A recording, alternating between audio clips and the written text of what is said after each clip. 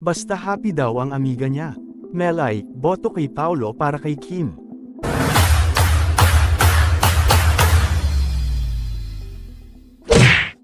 Sumakit ang panga ng entertainment press na dumalo sa MediaCon ng bagong talk show ni Melay Cantiveros sa kititawa sa dami ng super funny punchlines ng comedian, TV host.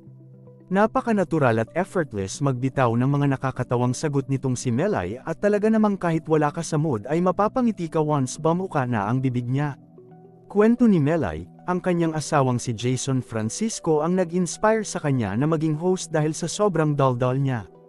At nakita rin naman ni Direk. Samantala, tinanong uli namin si Melay kung na-consider na ba niyang magpa-enhance ng face niya dahil paulit-ulit niyang sinabi sa MediaCon na di siya maganda. Pag-amin niya, inalok na pala siya noon ni Draw Vicky Bello para iretoke ang nose niya nang maging Christine Hermosa ang beauty niya pero tinanggihan niya dahil sa takot na baka di siya makahinga at matiji pa siya.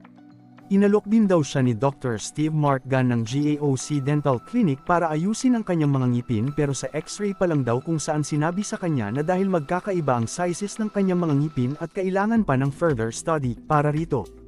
Umatras na siya. Sus, doktor na siya, mag-aaral pa uli para lang sa ngipin ko. Wag na, oy, ang nakakatawang hirit ni Melay.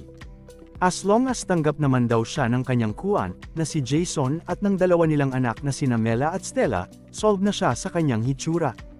Anyway, sa July 2, Martes, na ang simula ng One-on-One hosted by Melay Cantiveros na mapapanood sa I1TFC at sa YouTube channel ng Kapamilya Network.